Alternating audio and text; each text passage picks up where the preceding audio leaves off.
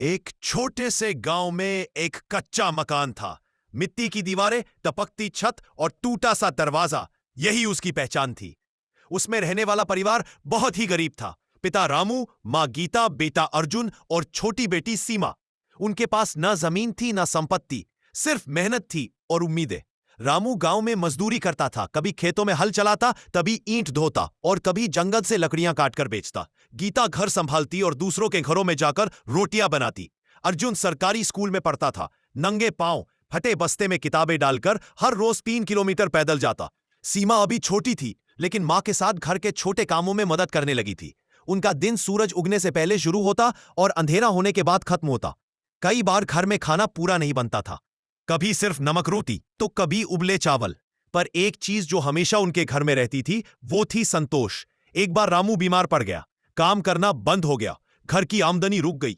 गीता ने ज्यादा काम करने की ठानी, लेकिन और काम भी कहां मिलते। अर्जुन स्कूल से लौटकर जंगल जाता और सूखी लकड़ियां चुनता। कभी वो स्कूल के बाद मजदूरों की मदद करके कुछ पैसे भी कमा लेता। गांव वाले कभी कभी मदद कर देते, पर गरीब की मदद भी सीमित होती है। एक दिन ऐसा आया जब उनके घर में 3 दिन से चूल्हा नहीं जला था। अर्जुन ने मां से पूछा, मां, कुछ खाने को नहीं है क्या?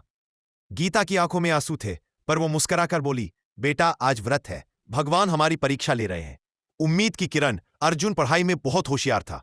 स्कूल में उसके अध्यापक हमेशा कहते, अगर इसे सही दिशा मिले तो यह बहुत आगे जा सकता है। गांव के एक स्कूल इंस्पेक्टर ने एक दिन अर्जुन का टेस्ट लिया और उसे एक सरकारी छात्रवृत्ति योजना के लिए चुन लिया। अब अर्जुन को गांव के बाहर एक बड़े स्कूल में दाखिला मिला। वहां उसे हॉस्टल, खाना, किताबें सब मुफ्त मिलने लगा। रामू और गीता की आंखों में पहली बार उम्मीद की चमक थी। अर्जुन ने जाते समय कहा, मैं बड़ा होकर बहुत पैसे कमाऊंगा और यह घर पक्का बनाऊंगा। समय बीतता गया, अर्जुन की मेहनत रंग लाई। उसने पढ़ाई में टॉप किया, फिर एक सरकारी इंजीनियरिंग कॉलेज में दाखिला मिला।